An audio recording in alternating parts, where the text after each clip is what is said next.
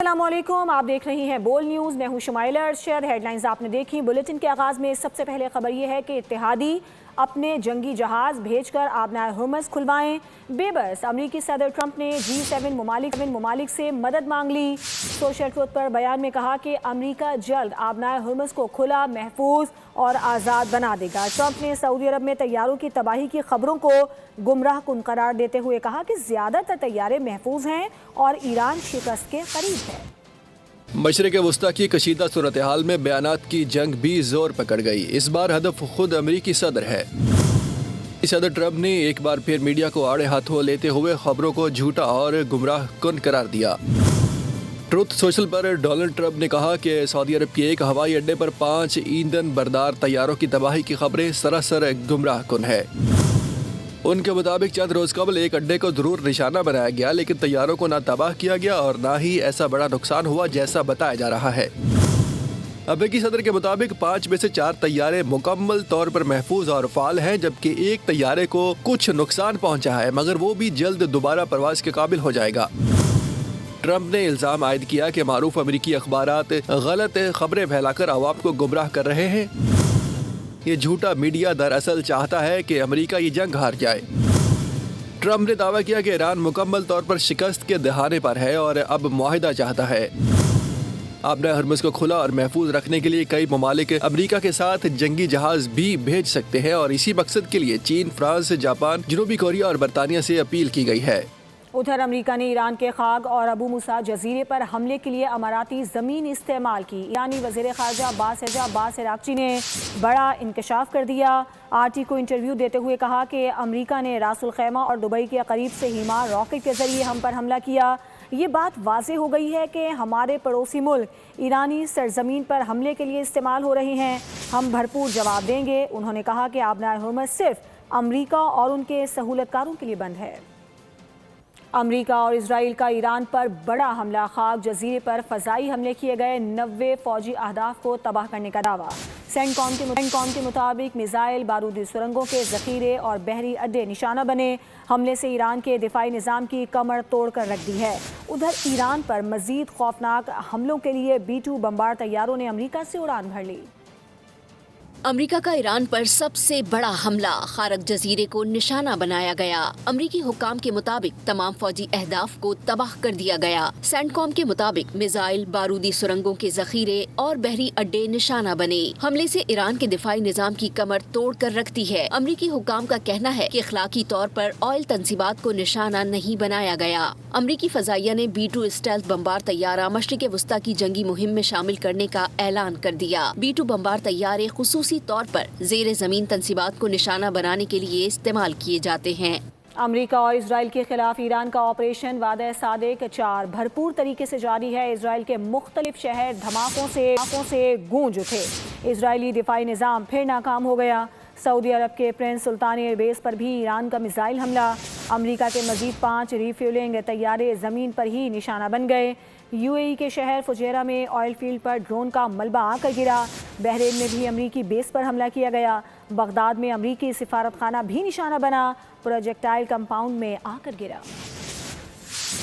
Iran Trump انتظامیہ کے خلاف ڈٹ کر کھڑا ہو گیا۔ اسرائیل اور امریکہ کو بھرپور جواب دینے کا سلسلہ جاری ہے۔ آپریشن وعدہ صادق 4 کے تحت بھرپور کارروائیاں۔ سعودی عرب کے پرنس سلطان ایئر بیس کو نشانہ بنایا۔ امریکہ کے مزید 5 ریفیولنگ طیارے زمین پر ہی نشانہ بنے۔ UAE کے شہر فجیرہ میں آئل فیلڈ پر بھی ڈرون حملہ کیا گیا، جس کے بعد فیلڈ میں آگ لگ گئی۔ ایرانی فوجی کمانڈر نے UAE کے شہریوں کو امریکی فوجی تنصیبات سے دور رہنے کی ہدایت کی ہے۔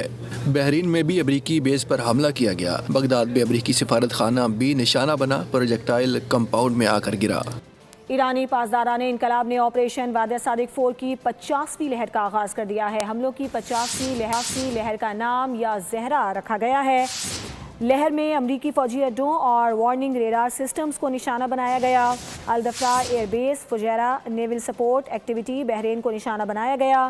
پاسداران انقلاب کے مطابق امریکی بحری بیڑے مرکز علی سالم ایئر بیس موافق سالتی ایئر بیس میں بھی نشانہ بنے. کارروائی درست نشانہ بنانے والے ڈرونز کے ذریعے انجام دی گئی.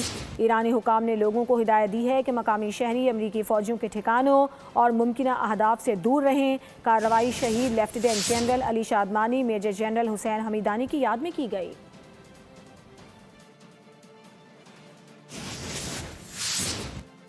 ایران کے کلسٹر میزائلوں سے اسرائیل کی حالت پتلی. خوفزدہ صہیونی ریاست بیک فٹ پر آ گئی. امریکی اخبار بلومبرگ نے بڑا دعویٰ کر دیا. رپورٹ کے مطابق میزائل بیک وقت متعدد چھوٹے بم چھوڑنے کی صلاحیت رکھتے ہیں، جس کی وجہ سے دفاعی نظام کے لیے انہیں روکنا زیادہ مشکل ہو جاتا ہے. ایران نے حالیہ برسوں میں اپنے میزائل پروگرام کو تیزی سے وسعت دی ہے اور خاص طور پر ایسے ہتھیاروں پر توجہ دی جو فضائی دفاعی نظام کو چکمہ دے سکیں. اسرائیلی وزیر اعظم نیتن یاہو نے جنگ کے آغاز کے 12 دن بعد اپنی شکل دکھائی. ویڈیو بیان سامنے آیا تو سوشل میڈیا پر نئی بحث چھڑ گئی. امریکی یوٹیوبرز نے بھی ویڈیو کو AI جنریٹڈ کہا. ایران نے میزائل حملے میں نیتن یاہو کو ہلاک کرنے کا دعویٰ کیا تھا. صہیونی ریاست کا سربراہ نیتن یاہو زندہ ہے یا مر گیا؟ سوشل میڈیا پر نئی بحث چھڑ گئی. نیتن یاہو کے ویڈیو بیان کو صارفین فیک قرار دینے لگے. امریکی یوٹیوبر بھی بیان کو AI جنریٹڈ کہنے لگے. امریکی بلاگر نے ویڈیو میں بتایا کہ اس بات کا امکان موجود ہے کہ نیتن یاہو مارا گیا ہے. ایک اور امریکی یوٹیوبر نے بھی نیتن یاہو کے ویڈیو بیان پر سوالات کھڑے کر دیے. سوشل میڈیا صارفین نے نشاندہی کی کہ نیتن یاہو کا جو ویڈیو بیان سامنے آیا اس میں واضح طور پر 6 انگلیاں دکھائی گئیں. ایسا لگ رہا تھا کہ ویڈیو AI سے بنائی گئی ہے. ایران نے بھارت کے 2 بحری جہازوں کو آبنائے ہرمز سے گزرنے کی اجازت دے دی. بھارتی حکومت کے مطابق 2 بھارتی پرچم والے LPG ٹینکرز نے آبنائے ہرمز کو محفوظ طریقے سے عبور کیا اور وہ ملک کے مغربی بندرگاہوں کی جانب رواں ہیں. ان جہازوں پر 92,000 ٹن LPG لدی ہے. اس سے پہلے ایران گزشتہ روز ترکی کے ایک بحری جہاز کو بھی آبنائے ہرمز سے گزرنے کی اجازت دے چکا ہے. امریکہ ایران کے خلاف جنگ نہیں جیت سکتا. اسرائیل نے جان بوجھ کر امریکہ کو اپنی جنگ میں گھسیٹا. امریکی تجزیہ کار جان میئرشمر نے بڑا انکشاف کر دیا. الجزیرہ کو انٹرویو دیتے ہوئے کہا کہ اسرائیل کی امریکہ میں لابی بہت مضبوط ہے. مارکو روبیو بھی اس بات کی تصدیق کر چکے ہیں کہ اسرائیل نے ہمیں جنگ میں دھکیلا.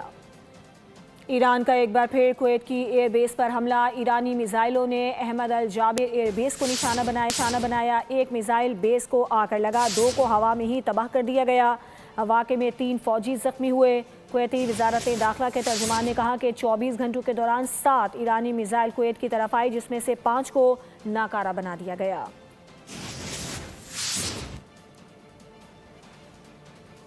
کچھ آگے بڑھیں گے. مزید خبروں میں آپ کو بتائیں کہ سرحد پار دہشت گردی کے خلاف پاکستان کے سخت اقدامات کے بعد طالبان قیادت میں کھلبلی مچ گئی ہے.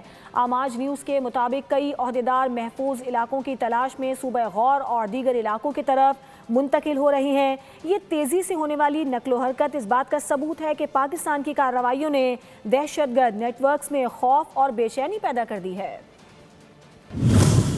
سرحد پار دہشت گردی کے خلاف پاکستان کے مؤثر اقدام کے بعد افغانستان میں موجود دہشت گرد نیٹ ورکس میں کھلبلی مچ گئی. آماج نیوز کے مطابق پاکستان میں کارروائیوں میں ملوث عناصر کے خلاف ممکنہ ایکشن کے پیش نظر طالبان کے بعض عہدیدار محفوظ علاقوں کی تلاش میں ادھر ادھر منتقل ہونے لگے. رپورٹس کے مطابق ہفتے کی صبح طالبان کے متعدد حکام 4 ہیلی کاپٹرز کے ذریعے صوبہ غور پہنچے. ذرائع کے مطابق یہ نقل و حرکت ایسے وقت میں سامنے آئی جب پاکستان سرحد پار دہشت گردی کے خلاف سخت موقف اختیار کیے ہوئے ہے.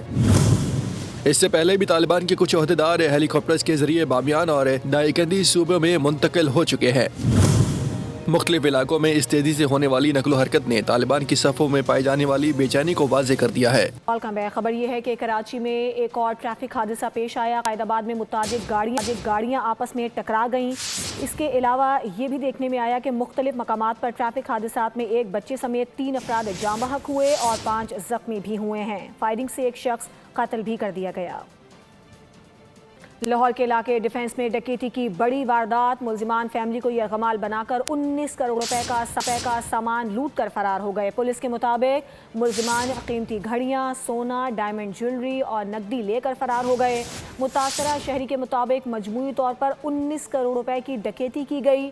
ملزمان سفید گاڑی میں ڈکیتی کرنے آئے تھے۔ پولیس نے مقدمہ درج کر کے تفتیش شروع کر دی ہے۔ فرائض میں غفلت برداشت نہیں کی جائے گی۔ سکھر میں رمضان المبارک کے دوران ڈیوٹی سے غیر حاضر رہنے والوں کے خلاف action. S S P Sukkur Azhar Khan نے 14 پولیس اہلکاروں کے خلاف مقدمہ درج کروا دیا۔ تنبیہ کی کہ پولیس اہلکار اپنی ڈیوٹی باقاعدگی سے انجام دیں ورنہ سخت قانونی کارروائی ہوگی۔ سبسکرائب کریں اور بیل دبائیں تاکہ کوئی خبر رہ نہ جائے۔